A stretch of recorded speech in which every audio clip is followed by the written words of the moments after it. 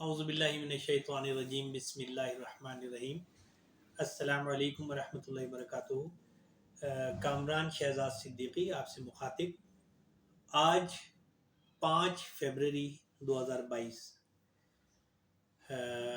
بر صغیر پاک و ہند میں خصوصاً اور دنیا میں عموماً یوم کشمیر کے نام سے وقف ہے آج کا دن۔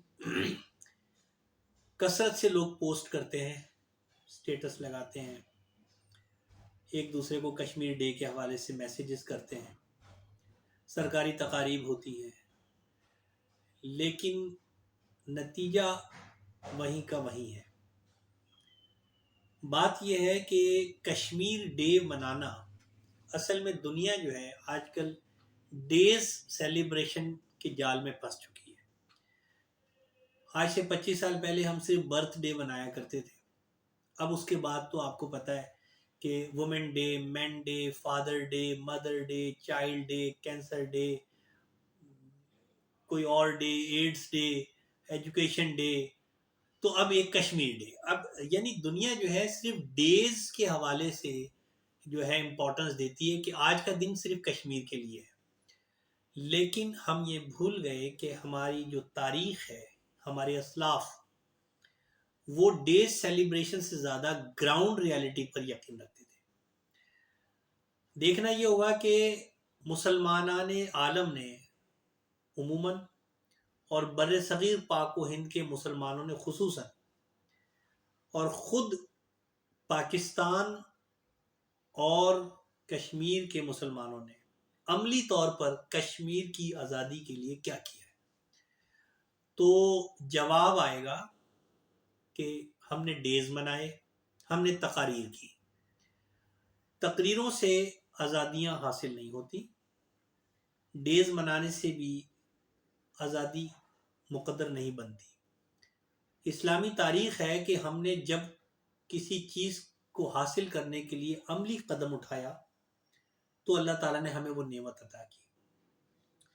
تو بڑی مختصر سی بات کروں گا کہ ہمیں چاہیے کہ ہم اب عملی طور پہ کام کریں اور عملی اقدامات اٹھائیں۔ اس میں ہماری حکومت بھی اور ہمارے اور دوسرے جو ارباب اقتدار ہیں وہ بھی، اور ہم عام آدمی بھی، ہم عملی طور پر کشمیر کے لیے اگر کچھ کرنا چاہتے ہیں تو ہمیں اسٹریٹجی بنانی ہوگی اور اس کے تمام مائنس پلس کو دیکھنا ہوگا اور کام کرنا ہوگا، ورنہ کشمیر ڈے ہم مناتے رہیں گے، کشمیری مظالم کا شکار رہیں گے۔ آپ یہ دیکھ لیں کہ اگست میں جو 3 سال پہلے انڈیا نے ایک کانسٹیٹیوشن کے تحت اس کو ضم کر لیا تھا ہندوستان میں، وہ بھی ہو گیا۔ دنیا کسی قیمت پر کشمیر پر بات نہیں کرے گی، یہ بات ہمیں جان لینی چاہیے۔ کیوں کہ دنیا میں طاقت کا توازن اسلام اور اینٹی اسلام بلاک پر تقسیم ہوا ہے۔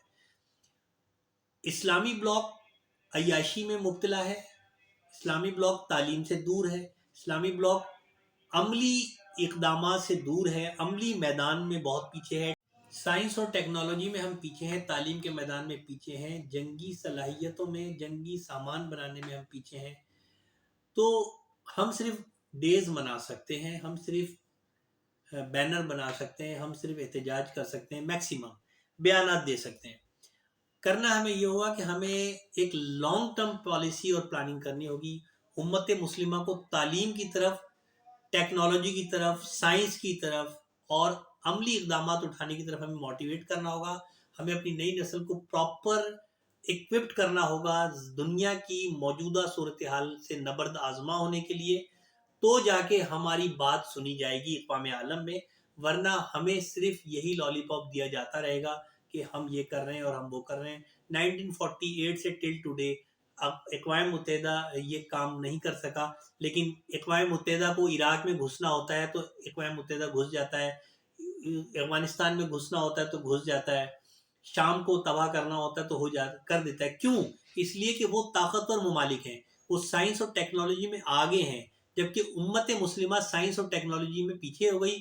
کچھ ہمارے جو نام نہاد علماء تھے انہوں نے جو ہے دین کے چکر میں لگا کے ہمیں دین کی غلط تشریح کر کے انہوں نے ہمیں تعلیم سے دور رکھا، لیکن یہ تعداد اب علماء کی کم ہوتی جا رہی ہے۔ الحمدللہ اب جو علماء ہیں وہ تعلیم کی ضرورت، سائنس اور ٹیکنالوجی کی ضرورت کو محسوس کر رہے ہیں، تو ہمیں مدرسوں میں، ہمیں جامعات میں، کالجوں اور اسکولوں میں عملی تربیت دینی ہے، سائنس اور ٹیکنالوجی کو پڑھنا ہے، اور ہمیں جنگی ٹریننگ لینی چاہیے۔ ہر مسلمان کو جو ہے نا اس کو جنگ کی ٹریننگ لینی چاہیے، کیونکہ مسلمان ہر وقت حالت جنگ میں ہوتا ہے۔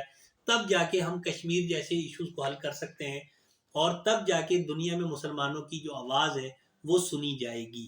ورنہ ہم ہم بچپن سے کشمیر سنتے آ رہے ہیں، ہمارے بچے بھی کشمیر سنتے سنتے جوان ہو کے بوڑھے ہو جائیں گے، اور اس کا مسئلہ حل نہیں ہوگا۔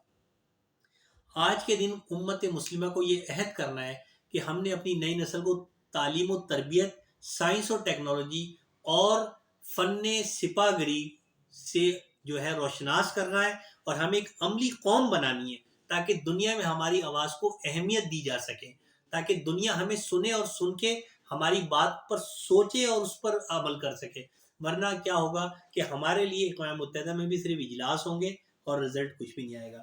تو اس آج کی ویڈیو سے میں آپ سب مسلمانوں سے یہ ریکویسٹ کرتا ہوں کہ اپنے اپنے سٹیج اور مقام پر اپنی نئی نسل کو سائنس اور ٹیکنالوجی، قانون اور دوسرے فنون علم کی طرف لے کے آئیں، فن سپاہگری سکھائیں، ان کو اپنی تاریخ بتائیں، تاکہ ایک اچھی قوم تیار ہو، اور وہ آنے والے 20 سالوں میں، 25 سالوں میں ایک طاقتور امت مسلمہ کی شکل میں سامنے آئے۔ تو ہم سمجھیں گے کہ ہم کشمیر کے ایشو سے کچھ سیکھ رہے ہیں، ورنہ صرف پولیٹیکل پوائنٹ اسکورنگ کرنا جو ہے وہ اس امت کے لیے نقصان دہ ہوگا۔ اگر آپ کو یہ بات صحیح لگتی ہے تو ہمیں کامنٹس کریں، ہمارے اس ویڈیو کو لائک کریں، سبسکرائب کریں، اور اس کو اپنے کانٹیکٹس میں زیادہ سے زیادہ شیئر کریں۔ بہت شکریہ۔